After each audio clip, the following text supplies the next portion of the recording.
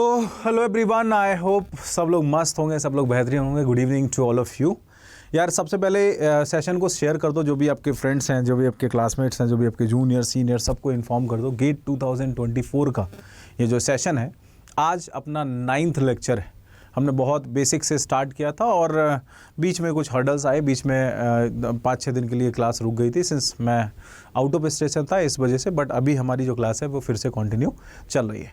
Now आज हम लोग करने वाले हैं फ्लूइड प्रॉपर्टीज़। येस्टरडे की अगर मैं बात करूं तो येस्टरडे मैंने आपको टाइप्स ऑफ फ्लूइड पे डिस्कशन किया था और हमने एक वाइड डिस्कशन किया था कि कितने टाइप के फ्लूइड होते हैं, उनके कैसे ग्राफिकल रिप्रेजेंटेशन होता है, उनके क्या क्या एग्जाम्पल होते हैं, है ना, कैसे कैसे वर्क करते हैं। थोड़ा सा टाइम कम था, 1 आवर में हमने इसको फिनिश किया था। बट हाँ, आई होप आपको सारी चीज़ें बहुत अच्छे से क्लियर होंगी।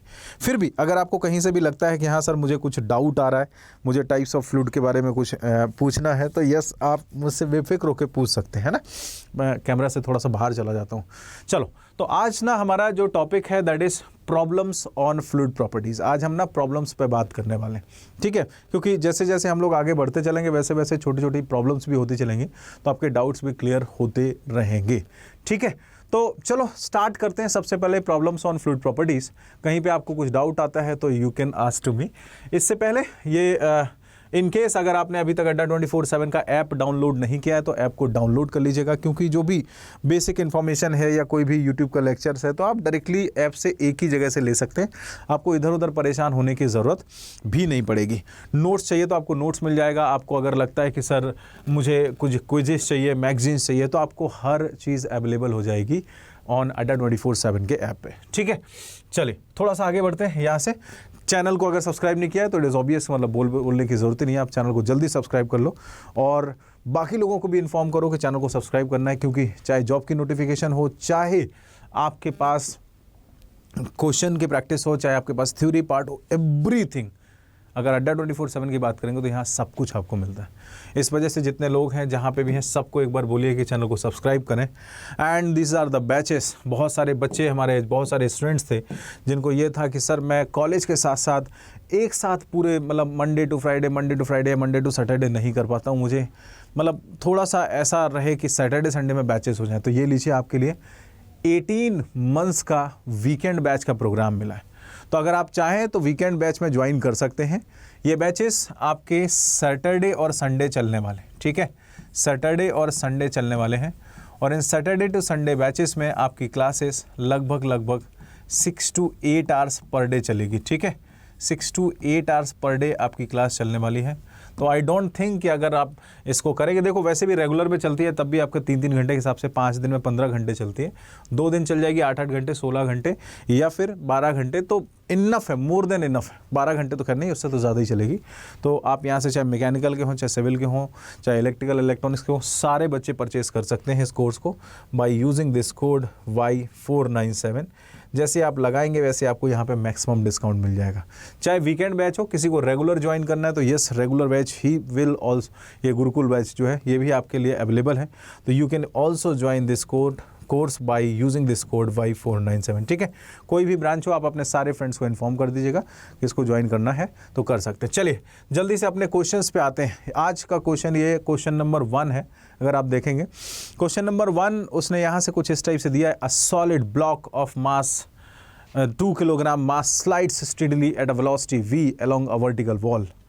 As shown in the figure below, a thin oil film of thickness h is equal to 0.15 mm provides lubrication between the block and wall. The surface area of the face of the block in contact with the oil film is 0.04 meter square. The velocity distribution within the oil film gap is linear as shown in the figure. Take the dynamic viscosity as 7 × 10 to the power, ये 7 × 10 to the power -3 है। ये इसमें आया नहीं है, -3 यहाँ आ गया, मैं लिख देता हूँ। It is 7 × 10 to the power -3 pascal second है। ये -3 यहाँ लगा हुआ। And acceleration due to gravity is 10 metre square per second, ठीक है। तो ये बेटा मीटर स्क्वायर पर सेकेंड नहीं, मीटर पर सेकेंड स्क्वायर, ये कुछ यहाँ से।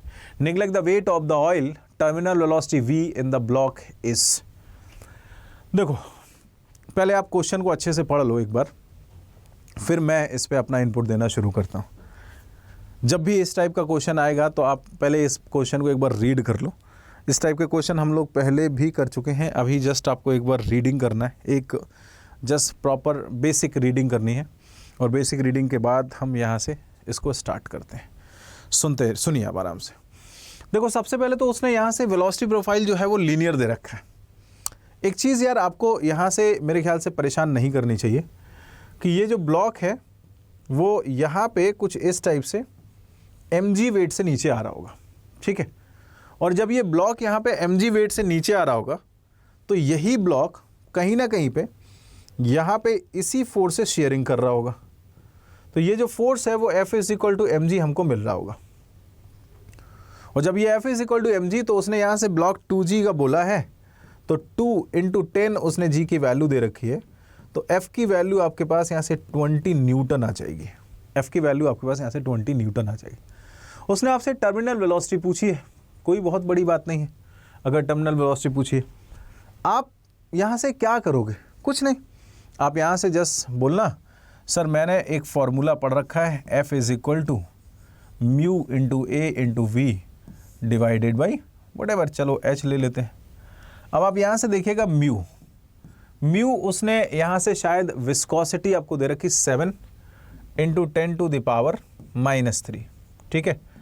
एरिया उसने कॉन्टैक्ट एरिया आपको बता ही रखा है ऑलरेडी, कितना है कॉन्टैक्ट एरिया आप यहाँ से देखेंगे 0.04 मीटर स्क्वायर। वेलोसिटी उसने पूछी है v डिवाइडेड बाई h, ये गैप बता रखा है दैट इज 0.15 × 10⁻⁻3, ठीक है। यहाँ से f की वैल्यू अगर मैं बात करूँ तो f की वैल्यू हमारे पास कितनी है, फोर्स हमें यहाँ से अभी देखा है that is 20 = 7 × 10⁻³ × 0.04 × v divided by 0.15 × 10⁻³ मेरे ख्याल से यहाँ से कोई भी ऐसा बच्चा नहीं होगा जो ये वेलोसिटी की वैल्यू ना बता पाए। कोई भी ऐसा बच्चा नहीं होगा जो यहाँ से वेलोसिटी की वैल्यू ना बता पाए, ठीक है। बहुत बेसिक है, आप यहाँ से वेलोसिटी की वैल्यू निकाल के दे सकते हैं। जल्दी से कैलकुलेट करिए, जल्दी से कैलकुलेट करिए और कैलकुलेट करने के बाद मुझे यहाँ से बताइए कि इसकी वैल्यू कितनी आ रही है। मैं भी कॉल करता हूँ आपको, है ना सर। जल्दी से कैलकुलेट करके यहाँ से वैल्यू बताइए कि आपके पास वैल्यू कितनी आ रही है, ठीक है। और चलो मैं भी आपके साथ ही साथ कैलकुलेट करता हूँ, मैं भी आपके साथ ही साथ कैलकुलेट करता हूँ। बहुत आसान सा पार्ट है, मेरे ख्याल से सारे लोग इसको कर पाएंगे। ये हमारे पास यहाँ से कितना है 20 इंटू कितना आ रहा है 0.15 और यहाँ से अगर हम देखेंगे तो डिवाइड, ये आपके पास 10⁻³ है तो इंटू 10⁻³ और ये आ जाएगा डिवाइडेड बाई 0.04 और डिवाइडेड बाई बेटा आपके पास यहाँ से आ जाएगा 7, ठीक है। डिवाइडेड बाई 7 आ जाएगा और इंटू आपके पास यहाँ से 1000 आ जाएगा, इंटू आपके पास यहाँ से 1000 आ जाएगा। तो वेलोसिटी जो आ रही है 107.14 आ रही है। देखना एक बार चेक करना कि इतनी वेलोसिटी आ रही है क्या। मैं ऐसे इसको कट कर देता हूँ, यहाँ से मैं यहाँ से एक बार इसको कट कर देता हूँ, ये और ये हमारे पास फिनिश है ना। और यहाँ से कितना है 20 और इंटू में कितना है 0.15, ठीक है। और डिवाइडेड बाई आपके पास यहाँ से आ जा रहा है 0.04, ठीक है। और डिवाइड बाई आपके पास यहाँ से 7 आ जा रहा है, 10.71 आ रहा है, आई am sorry. It is velocity v is what 10.71, ठीक है, metre per second. It is not 107। आप एक बार चेक कर लीजिएगा कि वेलोसिटी जो आ रही है वो 10.71 आ रही है कि नहीं आ रही, ठीक है। मैं यहाँ पे आंसर भी लिख देता हूँ। बहुत आसान सा क्वेश्चन है, बस आपको थोड़ा सा बस यहाँ से चीज़ों को मैनेज करना है, मिस्टेक नहीं करनी है। 10.71 मीटर पर सेकेंड आ रहा है, ठीक है, 10.71 मीटर पर सेकेंड आ रहा है। ये लीजिए मैंने यहाँ पे आपको कैलकुलेट करके दे दिया, ठीक। चलो अभी यहाँ से थोड़ा सा आगे चलते हैं। दिस इज़ क्वेश्चन नंबर 1 और ऐसे ही क्वेश्चन आपके गेट में आते हैं। बहुत आसान सा क्वेश्चन है, आई होप मतलब सबको क्लियर होगा। कोई भी ऐसा बच्चा होगा नहीं जो ये बोले कि नहीं सर मैं इस क्वेश्चन को नहीं कर सकता हूँ, ठीक है। चलो आते हैं नेक्स्ट क्वेश्चन पे। क्लियर है सबको? ठीक है। Now let us come to question number 2। Question number 2 कुछ इस टाइप से, a journal bearing has a shaft dia of 40 mm and length of 40 mm. The shaft is rotating at 20 radian per second and the viscosity of lubricant is 20 micropascal second. The clearance is 0.020 mm. The loss of torque due to viscosity of the lubricant उसने पूछा है। यार ये तो बहुत आसान सा question, आपको याद हो। सबसे पहले तो उसने यहाँ से जो दे रखा है ना वो चीज़ हमें देखनी पड़ेगी। विस्कोसिटी आपको दे रखी है 20 माइक्रोपास्कल। 20 माइक्रोपास्कल है तो 20 इंटू कितना आ जाएगा 10 to the power -6। 20 into 10 to the power -6 उसने दे रखा है। क्लियरेंस की वैल्यू उसने यहाँ से बता रखी जो h है 0.02 into 10 to the power -3 mm में था। बाकी उसने जनरल बियरिंग शाफ्ट डाया बता रखा है। डाया जो है वो आपके पास 40 mm है, 40 mm, तो 40 ऐसे लिख दे रहा हूँ है ना, 10 टू द पावर -3 है। और लेंथ भी आपके पास कितना है 40 mm है, 40 into 10 to the power -3। Similarly मैं यहाँ से अगर R निकालना चाहूँगा तो 20 इंटू 10 टू द पावर -3 आ जाएगा। ठीक है, अब यहाँ से जस्ट क्लियरेंस वगैरह सारे हमने चीज़ें लिखी ली। लॉस ऑफ टॉर्क पूछा है, कैसे निकालते हैं यार लॉस ऑफ टॉर्क? मैंने शायद अभी 1-2 क्वेश्चन आपको करवाए भी हैं लॉस ऑफ टॉर्क पे, तो कैसे निकालते हैं लॉस ऑफ टॉर्क? कुछ आइडिया है किसी को क्या कि लॉस ऑफ टॉर्क कैसे निकालते हैं? लॉस ऑफ टॉर्क कैसे निकालते हैं? अगर हम यहाँ से जस्ट बात करें लॉस ऑफ टॉर्क की, तो यार देखो एक चीज़ मैं यहाँ से बताता हूँ आपको। टॉर्क इज इक्वल टू क्या होता है? F cross R। मतलब ये क्या है? बियरिंग है, बियरिंग और उसकी शाफ्ट डाया दे रखी। मतलब आपका यहाँ से इसके अंदर कोई बियरिंग मूव कर रही होगी, ठीक है, ये रही बियरिंग,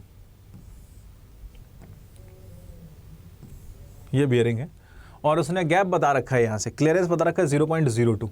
उसने यहाँ से ये क्लियरेंस बता रखा है 0.02, ठीक है। ये यहाँ से मूव कर रही होगी टॉर्क, तो टॉर्क इज इक्वल टू आपके पास F क्रॉस R, मतलब यहाँ से जो रेडियस होगी वो भी लगानी है। अब F कितना होगा? F is equal to mu into A into V divided by जो भी आपके पास H आ जाए इंटू R आ जाएगा, ठीक है। अब आपको यहाँ से जस्ट पहले वैल्यूज़ रखनी है। म्यू कितना है? 20 into 10 to the power -6। Area कितना आ जाएगा? Pi into D into L, तो पाई इंटू डाया, डाया कितना है? 40 into 10 to the power -3 into L कितना है? 40 डिवाइडेड बाई एच कितना है? अगर हम एच की बात करें सर गैप दे रखा है 0.02 इंटू 10 टू द पावर -3। मेरे ख्याल से सबको इतनी बात तो समझ में आ रही होगी। इंटू आर भी है, आर कितना है? 20 into 10 to the power -3, 20 into 10 to the power -3। Calculate करो जल्दी से, जल्दी से कैलकुलेट करो, जल्दी से कैलकुलेट करो। समझ तो आ रहा है ना? समझ तो आ रहा है ना कि नहीं आ रहा है? 20 10 to the power -3, 10 to the power -3 हम उड़ा देते हैं यहाँ से, ठीक है। Pi into D into L किया था। टॉर्क की वैल्यू यहाँ से बता देते हैं, टॉर्क की वैल्यू हम यहाँ से बता देते हैं।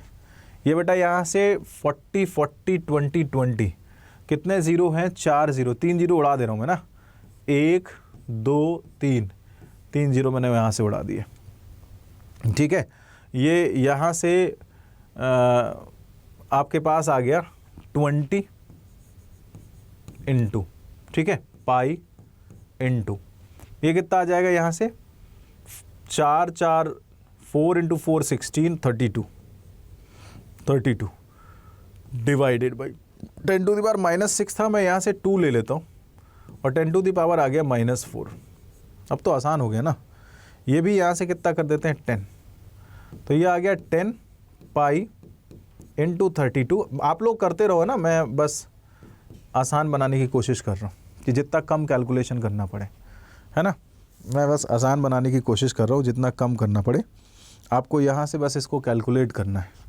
कितना है? 32 इंटू पाई और इंटू आपके पास 10 और साथ में है, तो आपके पास यहाँ से डिवाइड बाई कर देता हूँ, यहाँ से 1000 का कितना आ रहा है यहाँ से देखो, ऐड कैलकुलेट करके बताओ जल्दी से, कैलकुलेट करके बताओ जल्दी से कि कितना आ जा रहा है। ठीक है, हम यहाँ से पाई इंटू 32, पाई इंटू 32 और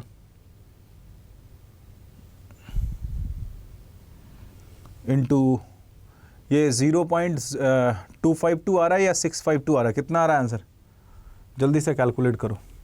चलो कुछ नहीं है बेटा, यहाँ से mu into A into V लगाना है, pi into D into L. देखो म्यू हमने यहाँ से ये रख दिया 20 इंटू 10⁻⁻�6, ये म्यू आ गया। डी यहाँ से पाई, डी आपके पास यहाँ से पाई डी और इंटू एल आपने यहाँ से रख दिया। ए इंटू वेलोसिटी नहीं रखी, ओके वेलोसिटी और आएगा तो ओमेगा की वैल्यू और आएगी इसमें। Omega is equal to 2 pi N by 60, I am sorry 2 into pi और ओमेगा ही बता रखा है ना इसने तो 20 रेडियन पर सेकेंड, तो v is equal to R omega और आ जाएगा। तो यहाँ से सॉरी यहाँ से 20 इंटू 2 ओमेगा हमें दे रखा v is equal to R omega, तो 20 इंटू 10⁻³ और इंटू आ जाएगा 20 रेडियन पर सेकेंड। ठीक है, तो इसको और मल्टीप्लाई कराना पड़ेगा, इसको और मल्टीप्लाई कराना पड़ेगा, मैं मिस कर गया था। तो इंटू बेटा हमारे पास यहाँ से आ जाएगा ओमेगा की वैल्यू, ओमेगा की वैल्यू हमारे पास आ जाएगी।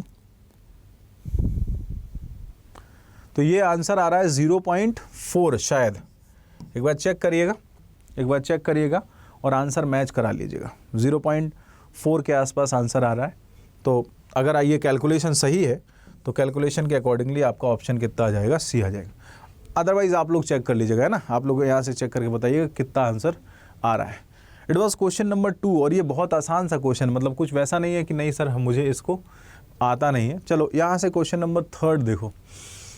क्वेश्चन नंबर 3 उसने दे रखा था shear stress developed in a lubricating oil of viscosity 9.81 poise filled between the two parallel plates 1 meter apart and moving with a relative velocity of 2 meter per second।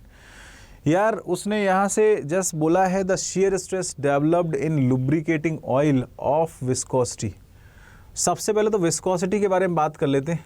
Viscosity कितनी है, 9.81 poise है ना। अरे poise तो हमने सुना तो है, पॉइज हमने ऐसे सुना था कि 1 पॉइज इज इक्वल टू यहाँ से 0.1 kg पर मीटर इंटू सेकेंड। मैंने कहा हाँ बात तो सही।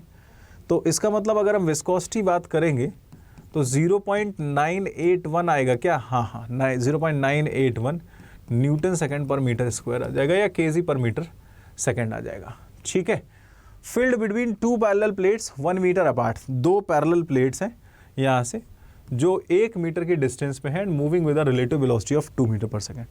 इनकी वेलोसिटी बता रखी है कितना है, 2 मीटर पर सेकेंड। ठीक है, और प्लेट की डिस्टेंस जो बता रखी है वो कितनी दे रखी है, 1 हो गया। अब इसने पूछा क्या है, शियर स्ट्रेस पूछा। अरे वाह, कोई प्रोफाइल दिया है नहीं दिया है तो म्यू वी बाई एच आ जाएगा। म्यू कितना दे रखा है 0.981, वेलोसिटी कितनी दे रखी है 2 metre per second, divided by H कितना दे रखा है 1 मीटर अपार्ट। जरा देखो कितना आ रहा है, जरा देखो कितना आ रहा है। यहाँ से 0.981 हमारे पास था यहाँ से, और ये आपके पास 2 मीटर पर सेकेंड वेलोसिटी दे रखी थी, ये 1 मीटर दे रखा था। मल्टीप्लाई कर दो एक बार, यहाँ से मल्टीप्लाई कर दो, बस हो गया क्वेश्चन। पॉइज में दे रखा है ना, पॉइज में दे रखा है। तो आपके पास यहाँ से टाउ जो आएगा, आप अगर आप यहाँ से करेंगे तो टाउ इज इक्वल टू कितना 2, ये 6, ये आपके पास 2, ये आपके पास यहाँ से 6 और ये 19, तो 1.962 आ जाएगा, 1.962 आ जाएगा अगर आप देखेंगे तो। ठीक है, तो 1.962 ये शायद थोड़ा सा मिस्टेक है, या तो इसमें पॉइज नहीं दे रखा होगा, न्यूटन सेकंड पर मीटर स्क्वायर दे रखा होगा, तो ठीक है आपका 19 पॉइंट समथिंग आ जाएगा, और अदरवाइज आप आंसर सही कर लीजिएगा 1.96 न्यूटन पर मीटर स्क्वायर। ठीक है, जैसा दे रखा है वैसा आप यहाँ से कर लेना, कोई बहुत बड़ा टास्क नहीं है कि हाँ मतलब इसको करना है या इसको करना है। ठीक है, so this is question number 2 sorry question number 3 है ना, आप लोग का आ गया, आप लोग का आ गया। एक बार मुझे जल्दी से बताओ, जल्दी से बताओ कि हाँ मेरा आ गया है। ये तो आ गया आपका क्वेश्चन नंबर 3। ऐसे ही बेसिक बेसिक से क्वेश्चन आते हैं जब भी गेट की जब बात करते हैं ना, तो गेट में कुछ वैसा नहीं है कि नहीं बहुत लंबा क्वेश्चन आएगा। हाँ, क्वेश्चन वैसा आएगा कि कुछ कॉन्सेप्ट अच्छा हो और उस कॉन्सेप्ट के बेसिस पे आपसे पूछेगा। तो यार इतना तो कर ही लेंगे, ऐसा तो नहीं है कि नहीं सर हम कुछ नहीं कर पाएंगे, इतने भी बेकार नहीं है। ठीक है, चले फिर आगे। चलो, तो ये तो हो गया आपके पास यहाँ से क्वेश्चन नंबर 3।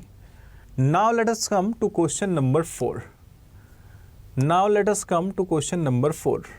देखो क्वेश्चन नंबर 4 उसने यहाँ से जो दिया है, सबसे पहले पढ़ो। उसने यहाँ से क्या बोला है, a skater weighing 1000 newton skates at a speed of 20 metre per second on ice maintained at, उसने यहाँ से बता रखा कुछ टेम्परेचर दिया है, शायद मिस हो गया है वो, है ना। तो चलो ठीक है, बाद में बात करेंगे। ये डिग्री सेल्सियस कुछ टेम्परेचर दिया था। The average skating area is 0.001 metre square and the coefficient of friction between the skates and ice is 0.02.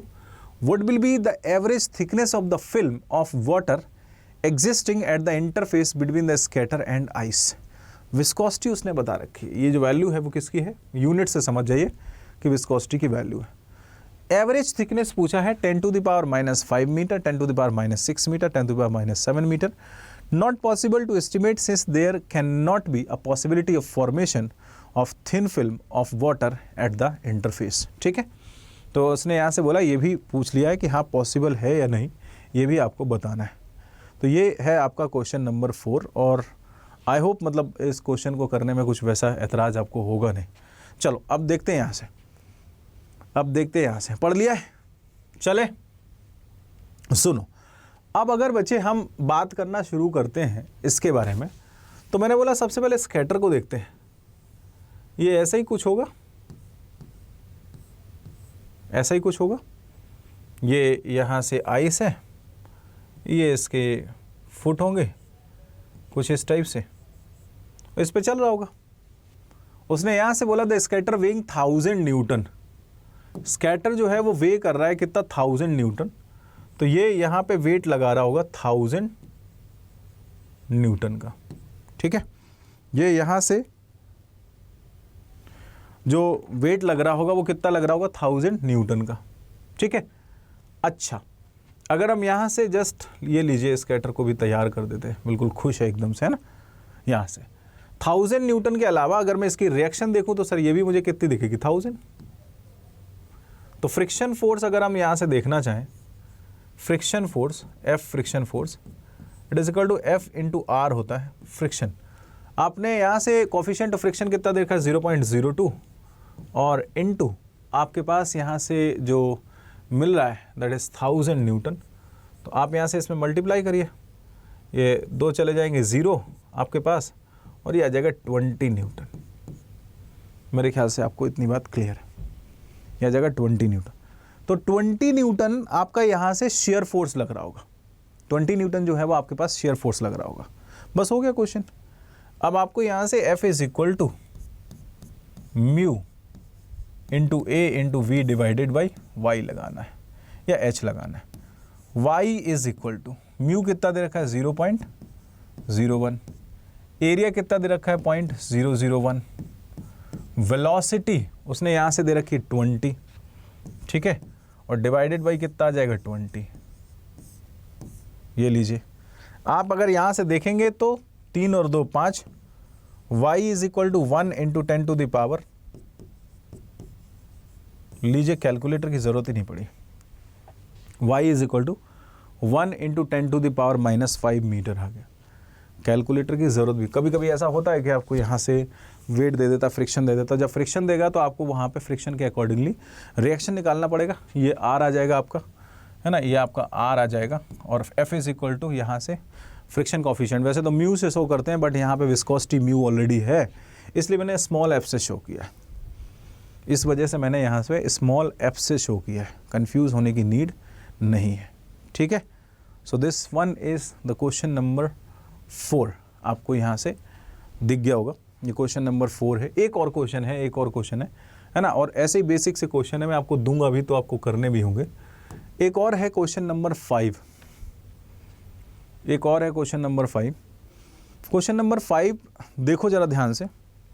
उसने यहाँ से बोला है 2 large plane surfaces are 20 mm apart and the gap contains oil of dynamic viscosity 0.6 Pascal second. A thin plate of area दे रखा है उसने, है ना, thin plate of area, थोड़ा सा टाइपिंग मिस्टेक है, 0.5 meter square is to be pulled through a gap as a constant velocity of 0.6 meter per second.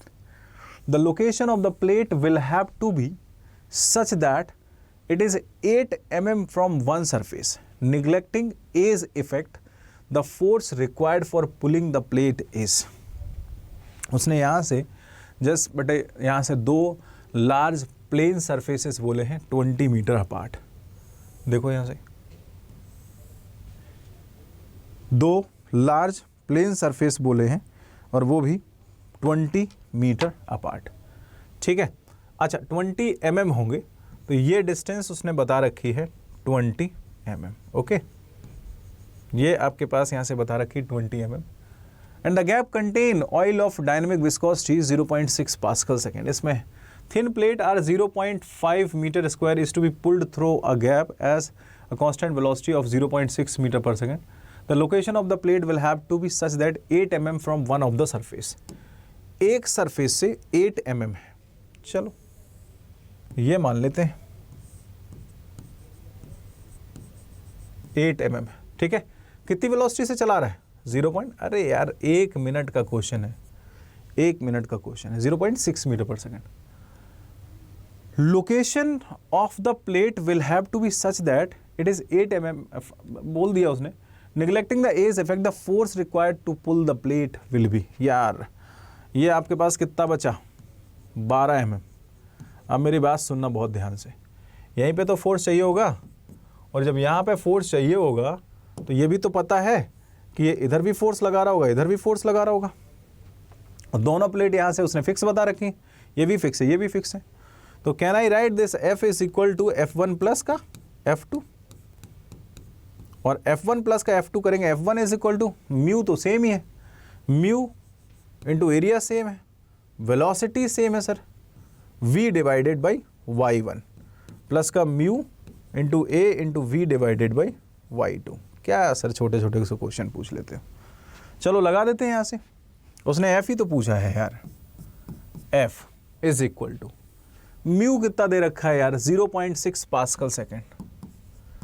Area कितना दे रखा है उसने यहाँ से प्लेट का? 0.5। वेलोसिटी कितनी दे रखी है? 0.6। y कितना दे रखा है? 0.8 इंटू यहाँ से 10 टू द पावर कितना आ जाएगा? -3 प्लस का। इसके लिए देख लो यहाँ से ये कितना आ जाएगा? म्यू 0.6, एरिया 0.5, वेलोसिटी कितना है? 0.6 डिवाइडेड बाई y कितना आ जाएगा? 12 इंटू 10 टू द पावर -3। यार अब ना इसका आंसर तुम लोग खुद बताओगे, इसका जो आंसर है ना वो तुम लोग खुद बताओगे, मैं ही बताता रहूँगा क्या?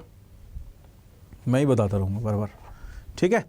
इसको जस्ट आपको कैलकुलेट करना है, और कैलकुलेट करने के बाद यहाँ से निकालना है 0.6 इंटू, कहीं ऐसा तो नहीं कि उन्होंने point mu into A into V, ठीक है, हाँ 0.6 इंटू 0.5 इंटू 0.6 डिवाइडेड बाई आपके पास आ गया 0.8 और इंटू 1000 तो ये आ जाएगा 225 प्लस ये कितना आ जाएगा? 0.6 इंटू 0.6 इंटू 0.5 और डिवाइडेड बाई आपके पास आ जाएगा 12 और यहाँ से आ जाएगा 15। मैं इसमें कुछ मिस्टेक कर गया हूँ क्या? 0.6 इंटू 0.6 इंटू 0.5 डिवाइडेड बाई आ गया आपके पास 0.8। क्यों 8 था बेटा? ये है ना 8 mm है ना, 8 mm, 8 और ये आ गया 22.5, ठीक है। तो F इज इक्वल टू कितना आ जाएगा 37.5 newton. F is equal to कितना आ गया 37.5 न्यूटन। मेरे ख्याल से सारे लोगों को ये क्वेश्चन जो है वो सबको क्लियर होंगे, कोई भी ऐसा बच्चा होना नहीं चाहिए जिसको क्लियर ना हो, ठीक है। कल हम यहाँ से दूसरा टॉपिक स्टार्ट करेंगे, है ना। कल या तो सरफेस टेंशन स्टार्ट करेंगे या वेपर प्रेशर कैविटेशन स्टार्ट करेंगे। तो आप लोग कल जो भी हैं सब जगह इन्फॉर्म कर दो, मैंने फिर पहले भी बोला था बाकी लोगों को इन्फॉर्म कर दो ताकि जितने लोगों को बेनिफिट मिल पाए वो ले लें, और बाकी क्लास तो अपनी चलती रहेगी, है ना। बाकी चलो यहाँ से इन केस अगर किसी को वीकेंड बैच ज्वाइन करना है तो देखें join this batch weekend batch by using this code Y497, और अगर गुरुकुल भी ज्वाइन करना है तो गुरुकुल भी ज्वाइन कर सकते हैं, Y497 आपको कोड लगाना है, बस इतना याद रखना है। कैसे ज्वाइन करना है वो मैं आपको एक बार बता देता हूँ, कैसे ज्वाइन करना है वो मैं आपको एक बार बता देता हूँ। यहाँ से आपको करना कुछ नहीं है, यहाँ से अड्डा 24/7 टाइप करना है। जैसे अड्डा 24/7 आप टाइप करेंगे, आप यहाँ पे ऑल कोर्सेज पे जाएंगे। जैसे ऑल कोर्सेज पे जाएंगे GATE and engineering, then GATE and ESC, है ना। ये आपके सामने सारे के सारे कोर्सेज हैं। किसी भी कोर्सेज पे किसी भी ब्रांच का बंदा कहीं पे भी क्लिक करे, आप यहाँ से क्लिक करेंगे। क्लिक करने के बाद आप यहाँ से देखो कोर्सेज के जो भी हाईलाइट्स है, कोर्स में क्या क्या पढ़ाने वाला है ना, वीकेंड हो चाहे रेगुलर हो, किसी में भी। आप यहाँ से व्यू ऑफर्स पे आएंगे।